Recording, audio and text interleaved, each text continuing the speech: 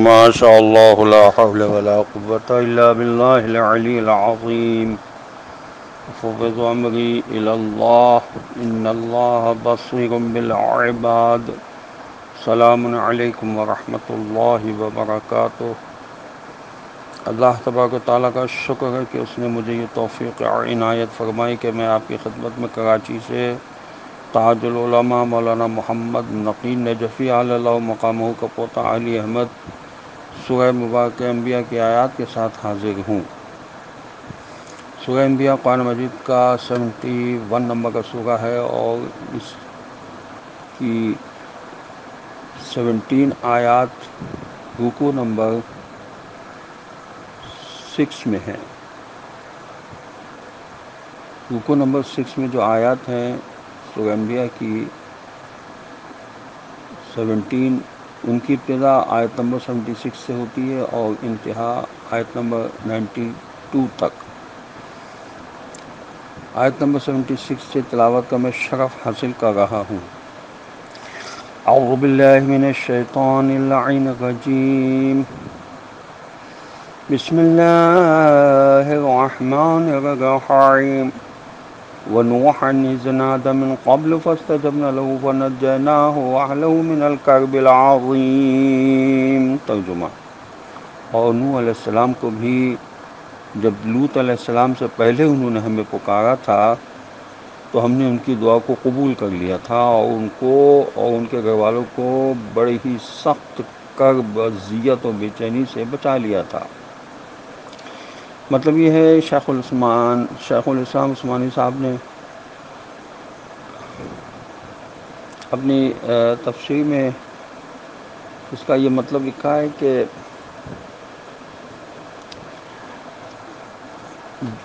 حضرت نوح علیہ السلام 950 سال تک اپنی قوم کو سمجھاتے رہے، سخت تکلیفیں برداشت کرتے رہے، آخر کار بد دعا کی، خدا نے بد دعا قبول فرما لی اور پوری قوم کو طوفان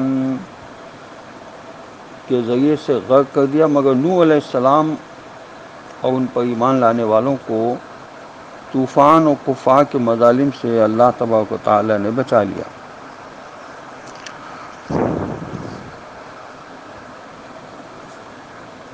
آیت نمبر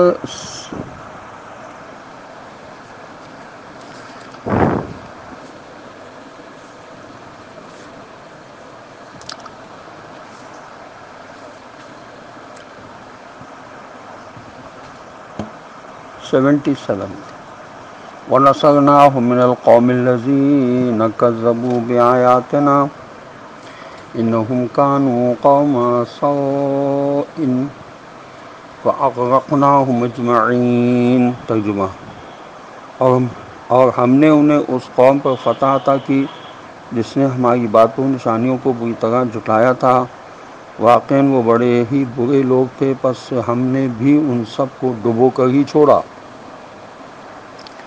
تفسیر کے نمونہ میں لکھا ہے کہ خداوند عالم کا یہ فرمانا کہ کیونکہ وہ بری قوم تھی اس لیے ہم نے ان سب کو غرق کر دیا۔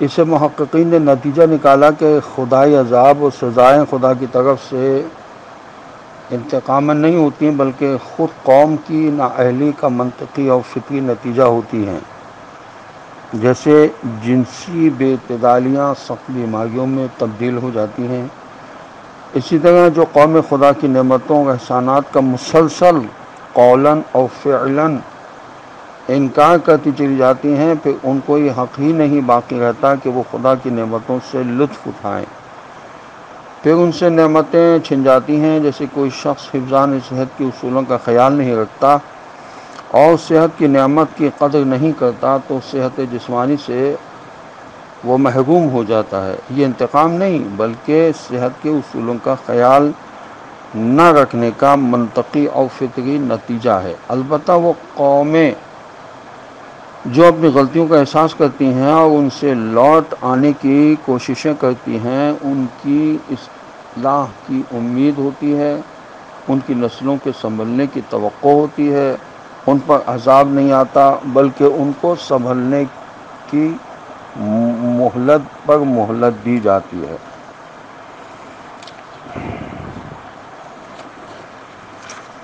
آیت نمبر 78 وَدَاوُودَ وَسُلَيْمَانَ إِذْ يَحْكُمَانِ فِي الْحَرْثِ إِذْ نَفَشَتْ فِيهِ غَنَمُ الْقَوْمِ وَكُنَّا لِحُكْمِهِمْ شَاهِدِينَ۔ ترجمہ: اور داؤد و سلیمان علیہ السلام کو بھی اپنی رحمت و نعمت سے نوازا جب وہ دونوں ایک کھیتی کے بارے میں فیصلہ کر رہے تھے جس میں رات کے وقت دوسرے لوگوں کی بکریاں پھیل کر چر گئی تھیں اور ہم ان دونوں کے فیصلے کو دیکھنے والے تھے۔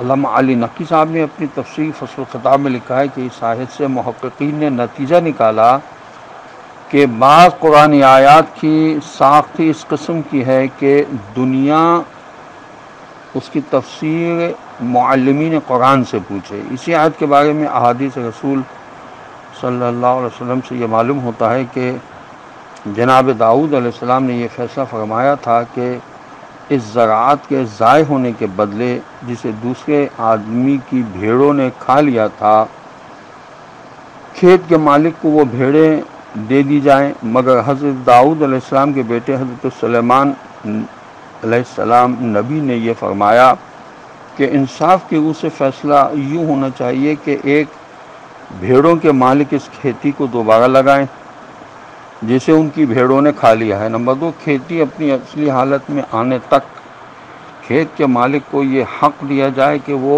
بھیڑوں کے دودھ وغیرہ سے فائدے حاصل کرے۔ 3، جب کھیتی دوبارہ اپنی اصلی حالت میں آ جائے تو بھیڑیں ان کے مالک تک پہنچا دی جائیں۔ خدا نے اس آیت سے حضرت سلیمان علیہ السلام کے فیصلے کو صحیح قرار دے دیا۔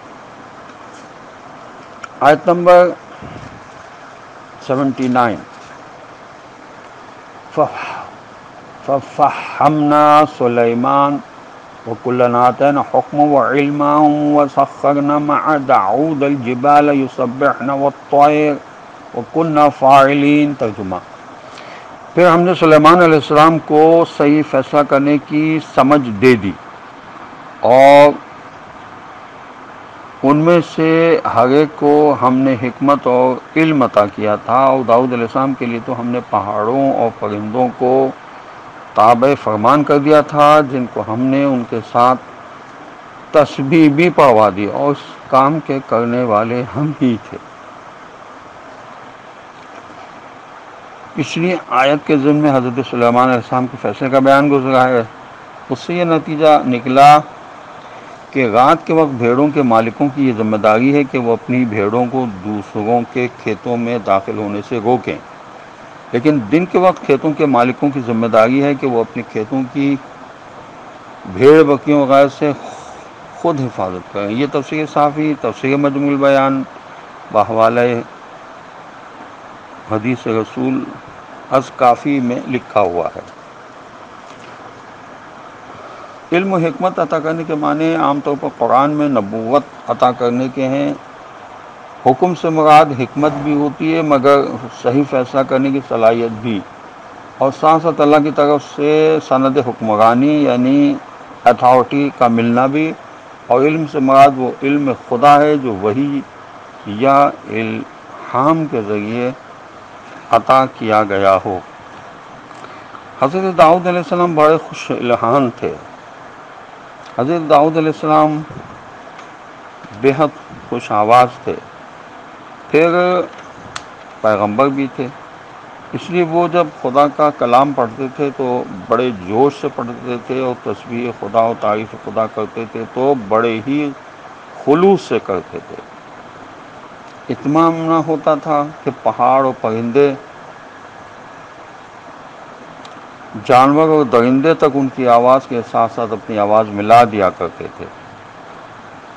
اور آخر میں خدا کا یہ فرمانا کہ یہ سب کچھ ہم نے ہی کیا ہے، یعنی تعجب نہ کرو کہ پتھر، جانور، دریا، پہاڑ کیسے بولنے لگے، کیسے آواز کے ساتھ آواز ملانے لگے، یہ سب ہمارا کیا ہوا کام تھا، بھلا ہماری لامحدود قوتوں کے مقابلے میں یہ کام کون سا بڑا کام ہے۔ یہ علامہ شیخ الاسلام عثمانی صاحب نے اپنی تفسیر میں لکھا ہے۔ آیت نمبر 80 وَعَلَّمْنَاهُ صَنْعَةَ لَبُوسٍ لَكُمْ لِتُحْصِنَكُم مِّن بَأْسِكُمْ وَلَنْتُمْ شَاكِرُونَ۔ ترجمہ: اور ہم نے ہی انہیں تمہارے فائدے کے لیے زرع کا لباس بنانے کی صنعت اور کاریگری بھی سکھا دی تاکہ وہ تم کو ایک دوسرے کی تلواروں کی ضرب سے محفوظ رکھے۔ پھر کیا اب تم خدا کا شکر ادا کرنے والے ہو؟ تفسیر صافی بحوالے اصول کافی لکھا ہے کہ حضرت امام جعفر صادق علیہ السلام سے روایت ہے کہ حضرت علی علیہ السلام نے فرمایا کہ اللہ نے حضرت داؤد علیہ السلام کو وحی کی کہ اگر تم بیت المال سے نہ کھاتے اور اپنے ہاتھ سے روزی کماتے تو اچھا ہوتا۔ یہ سن کر حضرت داؤد علیہ السلام 40 دن تک گریہ کرنے میں مصروف رہے۔ بس خدا نے لوہے کو حکم دیا کہ میرے بندے داؤد علیہ السلام کے لیے نرم ہو جا۔ پھر حضرت داؤد علیہ السلام روزانہ لوہے سے جو ان کے ہاتھ میں موم کی طرح نرم ہو جاتا تھا ایک زرہ بنا لیتے تھے اور اس کو 1000 درہم میں فروخت کر دیتے اور بیت المال سے وہ مستغنی ہو گئے۔ اللہ کی ہر نعمت پر شکر ادا کرنا چاہیے ہے۔ اور شیخ الاسلام عثمانی صاحب نے لکھا ہے کہ آخر میں خدا کا فرمانا کہ تم شکر بھی کرتے رہو، یعنی ہم نے تمہارے فائدے کے لیے داؤد علیہ السلام کے ذریعے ایسی عجیب لوہے کی صنعت نکال دی۔ اب سوچو کہ تم اس قسم کی نعمتوں کا کچھ شکر ادا کرتے ہو۔ تفسیر مجمع البیان میں لبوسن یعنی لکھا ہے کہ ہر وہ لباس جو دفاع کے لیے استعمال ہو، جیسے زرہ، نیز لبوس تلوار نیزے کو بھی کہتے ہیں، لیکن یہاں زرہ کے معنی میں آیا ہے۔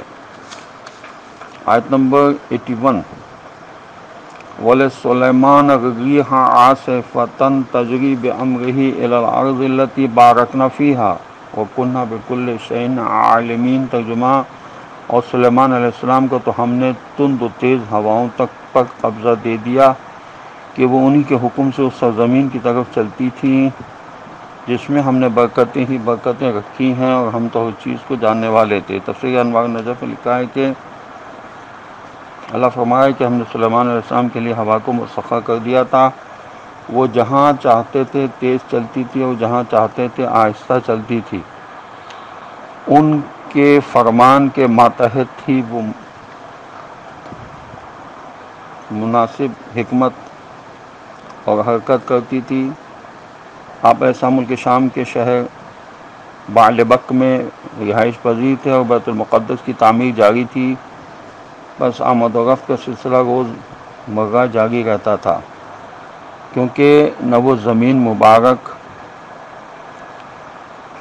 زمین مبارک جو اکثر انبیاء علیہ السلام کے لیے محل بعثت اور جائے عبادت ہوئی۔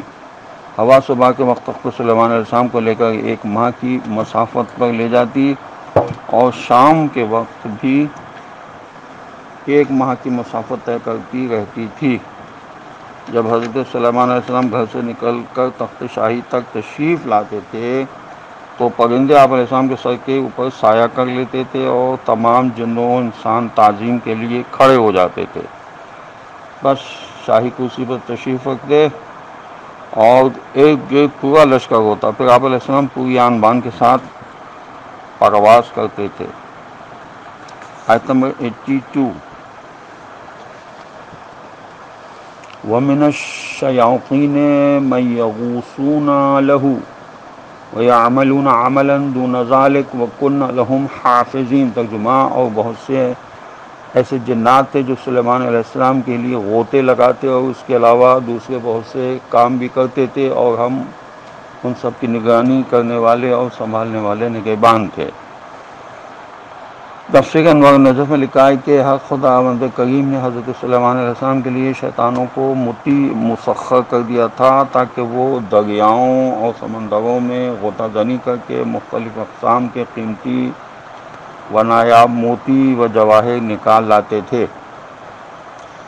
وَيَعْمَلُونَ یعنی غوطہ زنی کے علاوہ اور دیگر قسم کے افراد بھی تھے جو آپ علیہ السلام کے حکم سے مختلف قسم کہ وہ کام کرتے تھے، مکانات اور محلات کی تعمیر اور محراب وغیرہ کی صنعت میں وہ نہایت مہارت رکھتے تھے۔ وَكُنَّا لَهُمْ یعنی ہم ہی ان کو حفظ کرنے والے تھے، کہ سلیمان علیہ السلام کی ملازمت سے بھاگ نہ جائیں، یا یہ کہ اس بات کی ہم حفاظت کرتے تھے کہیں تعمیر کے بجائے تخریبی قدم اٹھانے کی جرات نہ کریں۔ تفسیر ماضی میں لکھا ہے کہ ایک تو جن، وہ بھی سرکش، اسی فرمایا ان کو سنبھالنے والے، ان کو قابو میں رکھنے والے ہم تھے۔ ملاحظہ فرمائے کہ قرآن مجید توحید کی حفاظت کس کس طرح کن کن نازک مواقع پر کرتا چلا آتا ہے۔ آیت نمبر 83، وَأَيُّوبَ إِذْ نَادَىٰ رَبَّهُ أَنِّي مَسَّنِيَ الضُّرُّ وَأَنتَ أَرْحَمُ الرَّاحِمِينَ۔ ترجمہ اسی طرح جب ایوب علیہ السلام نے اپنے پالنے والے مالک کو پکارا کہ مجھے سخت بیماری کی تکلیف لگ گئی ہے اور آپ تمام رحم کرنے والوں میں سب سے زیادہ رحم فرمانے والے ہیں۔ علامہ مودودی صاحب نے اپنی تفسیر تفہیم القرآن میں لکھا ہے کہ کس قدر لطیف ہے، مختصر ترین الفاظ میں اپنی تکلیف کا ذکر کرتے ہیں اور ساتھ ساتھ یہ بھی کہتے جاتے ہیں کہ اے اللہ تو ہی سب سے زیادہ رحم کرنے والا ہے۔ آگے کوئی شکوہ شکایت نہیں کرتے، کسی چیز کا مطالبہ بھی نہیں کرتے۔ اس انداز کی دعا میں واضح طور پر یہ معلوم ہوتا ہے کہ کوئی انتہائی صابر، قانع، شریعت کا پابند اور خوددار آدمی ہے، جو سجدے پر سجدے اور بے حد پے در پے فاقوں سے بےتاب ہو کر کسی نہایت سخی اور کریم النفس ہستی کے سامنے بس اتنا کہہ کر وہ رہ جاتا ہے کہ بھوکا ہوں اور آپ فریاد ہیں، آگے کچھ اس کی زبان سے نہیں نکلتا۔ حضرت ایوب کا قصہ جس کو پڑھنا ہے وہ تفسیر میں پڑھے، مفصل قصہ موجود ہے۔ آیت نمبر 85، وَإِسْمَاعِيلَ وَإِدْرِيسَ وَذَا الْكِفْلِ كُلٌّ مِّنَ الصَّابِرِينَ۔ ترجمہ، اور یہی شان اسماعیل و ادریس اور ذی الکفل کی تھی کہ یہ سب لوگ صبر کرنے اور ثابت قدم رہنے والوں میں سے تھے۔ حضرت تفسیر انوار النجف میں لکھا ہے کہ اسماعیل علیہ السلام بے آب و گیا علاقے میں مبعوث ہوئے، لیکن صبر و تحمل سے فرائض تبلیغ انجام دیتے رہے۔ آپ علیہ السلام قوم جرہم کی طرف مبعوث ہوئے، اور حضرت ادریس علیہ السلام خدا کے عظیم نبی تھے، وہ حضرت نوح علیہ السلام کے والد کے دادا تھے۔ تورات میں ان کا نام اخنو اور عربی میں ادریس ہے۔ ادریس کا لفظ درس سے ماخوذ ہے کیونکہ وہ پہلے شخص تھے جنہوں نے قلم سے لکھنا شروع کیا۔ آپ علیہ السلام درس دیا کرتے تھے، لباس کے سینے کا طریقہ آپ علیہ السلام نے سکھایا۔ اور تفسیر جلالین میں حضرت ذوالکفل کے بارے میں لکھا ہے کہ آپ علیہ السلام کا نام ذوالکفل اس لیے تھا کہ وہ اس بات کے کفیل بنے تھے کہ تمام دنوں میں روزے رکھیں گے اور تمام راتوں میں نمازیں پڑھیں گے، اور جب لوگوں کے درمیان فیصلے کریں گے تو کبھی غصہ نہ کریں گے۔ اور انہوں نے یہ ذمہ داریاں پوری کر دیں، مگر کہا جاتا ہے کہ وہ نبی نہیں تھے۔ آیت نمبر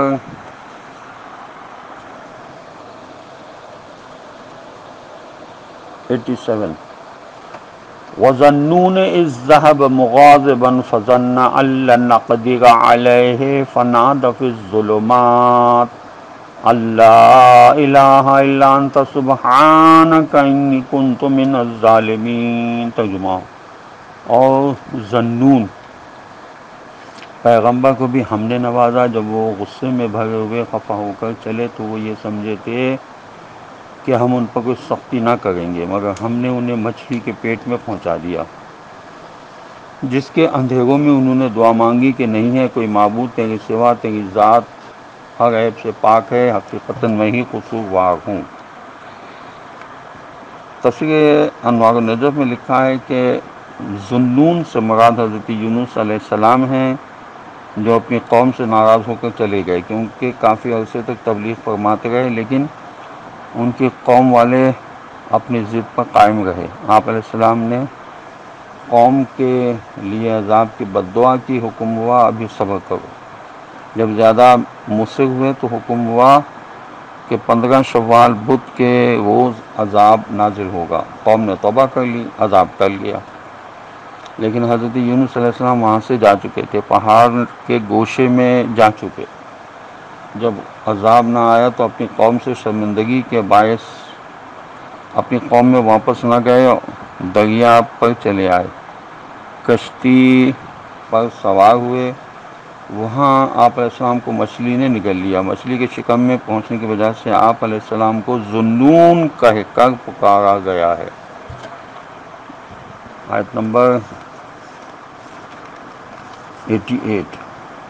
فاستجبنا له ونجيناه من الغم وكذلك ننجي المؤمنين۔ ترجمہ، بس ہم نے ان کی دعا قبول کر لی اور انہیں اس رنج و غم سے چھٹکارا دے دیا، اور اسی طرح ہم ایمانداروں کو نجات دے دیا کرتے ہیں۔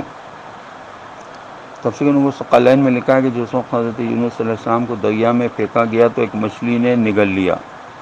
اب وہ خدا کی طرف متوجہ ہوئے اور اپنی کوتاہی کا اعتراف کیا۔ خدا نے ان کے ترک اولا کو معاف کیا اور مچھلی کے پیٹ سے انہیں نجات دے دی۔ آیت نمبر 89۔ وَزَكَرِيَّا إِذْ نَادَىٰ رَبَّهُ رَبِّ لَا تَذَرْنِي فَرْدًا وَأَنتَ خَيْرُ الْوَارِثِينَ۔ ترجمہ، اور زکریا علیہ السلام کو بھی ہم نے ہی نوازا تھا جب انہوں نے اپنے مالک کو پکارا کہ اے میرے پالنے والے مالک، مجھے اکیلا بے اولاد لاوارث نہ چھوڑ، کیونکہ تو ہی میرا بہترین مالک اور وارث ہے۔ شیخ الاسلام عثمانی صاحب نے لکھا کہ کیونکہ حضرت زکریا علیہ السلام اپنے لیے اپنے رب سے وارث مانگ رہے تھے، اس لیے اسی مناسبت سے خدا کو یاد کیا اور فرمایا وَأَنْتَ خَيْرُ الْوَارِثِينَ، یعنی تو ہی سب سے بہتر وارث عطا کرنے والا ہے۔ آیت نمبر 90۔ فَاسْتَجَبْنَا لَهُ وَوَهَبْنَا لَهُ يَحْيَىٰ وَأَصْلَحْنَا لَهُ زَوْجَهُ إِنَّهُمْ كَانُوا يُسَارِعُونَ فِي الْخَيْرَاتِ وَيَدْعُونَنَا رَغَبًا وَرَهَبًا وَكَانُوا لَنَا خَاشِعِينَ۔ ترجمہ، بس ہم نے ان کی پکار سن لی اور انہیں یحییٰ علیہ السلام جیسا عظیم بیٹا عطا کیا، اور ان کی خاطر ان کی بیوی کو ٹھیک کر دیا، یعنی بانجھ پن دور کر کے اولاد کے قابل بنا دیا۔ حقیقتاً وہ لوگ نیک کاموں کی طرف لپکتے اور ان کے لیے دوڑ دھوپ کرتے تھے، اور ہمیں امید و بیم یا خوف اور شوق کے ساتھ پکارتے تھے اور ہمارے سامنے عاجزی سے پیش آتے تھے۔ تفسیر مجموع البیان میں لکھا ہے کہ خداوند عالم کا یہ فرمانا کہ ہم نے ان کی خاطر ان کی بیوی کو ٹھیک کر دیا، یعنی وہ بانجھ تھیں، خدا نے ان کو اس لائق کر دیا کہ وہ اولاد پیدا کر سکیں۔ بعضوں نے لکھا کہ وہ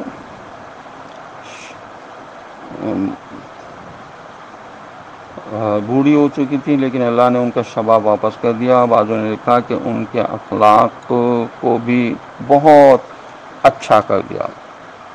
اس کا مطلب ہے کہ کوئی اگر بانجھ ہو، اولاد نہ ہوتی ہو، تو وہ اپنے اخلاق کو درست کرے، خداوند عالم کرم فرما سکتا ہے۔ آیت نمبر 91۔ وَالَّتِي أَحْصَنَتْ فَرْجَهَا فَنَفَخْنَا فِيهَا مِن رُّوحِنَا وَجَعَلْنَاهَا وَابْنَهَا آیَةً لِّلْعَالَمِينَ۔ ترجمہ، اور وہ بی بی حضرت مریم علیہ السلام جس نے اپنی ناموس کو بچا لیا، خود کو مرد کے لیے ناجائز تصرف سے بچا کر اپنی عصمت کی حفاظت کی، تو ہم نے اس میں اپنی روح کا ایک حصہ پھونک دیا، اور اس طرح اسے اور اس کے بیٹے عیسیٰ علیہ السلام کو تمام جہانوں کے لیے اپنی عظمت و قدرت کی ایک بھرپور دلیل یا نشانی بنا دیا۔ تفسیر فصل الختام میں علامہ علی نقی صاحب نے لکھا کہ روح پھونکنے کا مطلب یعنی یہ ہے کہ خداوند عالم کا یہ فرمانا کہ ہم نے اس میں اپنی روح کا ایک حصہ پھونک دیا۔ خدا کا اپنی روح خدا کا اپنی روح فرمانا ایسا ہی ہے جیسا کہ خدا نے حضرت آدم علیہ السلام کی تخلیق کے وقت فرشتوں سے فرمایا تھا، جب میں اس آدم علیہ السلام کے پتلے میں اپنی روح کا ایک حصہ پھونک دوں۔ خدا کا روح کو اپنی طرف نسبت دینا اصل میں حضرت آدم علیہ السلام یا حضرت عیسیٰ علیہ السلام کے شرف و فضیلت کے اظہار کے لیے تھا، تاکہ ثابت ہو جائے کہ یہ حضرات بڑے محترم اور خدا سے خاص تعلق رکھتے تھے۔ جو اضافت حضرت عیسیٰ علیہ السلام کے لیے استعمال کی گئی ہے بعینہ ہی وہی اضافت حضرت آدم علیہ السلام کے لیے بھی استعمال کی گئی ہے۔ اس رکوع کی آخری آیت نمبر 92، ان ھذہ امتکم امۃ واحدۃ وانا ربکم فاعبدون، ترجمہ یہ تمہاری امت مراد تمام انسان حقیقتاً ایک ہی امت یا گروہ ہے اور میں تم سب کا پالنے والا مالک ہوں، پس تم میری بھی بندگی کی مکمل اطاعت کرو۔ تفسیر ماجد میں لکھا ہے کہ محققین نے نتیجہ نکالا کہ ساری خلق کے لیے خدا کا صحیح دین صرف اور صرف ایک تھا اور ایک ہے۔ اختلافات بعد کے جدت ترازو کی ایجاد ہیں، جس کا سبب قرآن نے احوا پست خواہشات کو قرار دیا ہے۔ تفسیر مجموع البیان میں لکھا ہے کہ علامہ طبرسی نے لکھا یعنی تمہارا دین ایک اکیلا دین ہے۔ یہی تفسیر ابن عباس، مجاہد اور حسن بصری سے منقول ہے۔ امت اسی جماعت کو کہتے ہیں جس کا ہدف و مقصد ایک ہو۔ خداوند عالم کی بارگاہ میں دعا ہے کہ پروردگار ہمیں قرآن پڑھنے، سمجھنے اور اس پر عمل کرنے کی توفیق نصیب کرے، اور وارث قرآن حضرت امام زمانہ عجل اللہ تعالی فرجہ شریف کے ظہور میں خدا تعجیل فرما دے اور ہمیں ان کے اعوان و انصار میں شامل ہو کر اپنی جانوں کا نذرانہ ان کے قدموں پر پیش کرنے کی ہمیں خدا صلاحیت عطا فرما دے۔ وآخر دعوانا ان الحمد للہ رب العالمین۔ السلام علیکم ورحمۃ اللہ وبرکاتہ، وصلی اللہ علی محمد وعلی آلہ الطیبین الطاہرین المعصومین المظلومین۔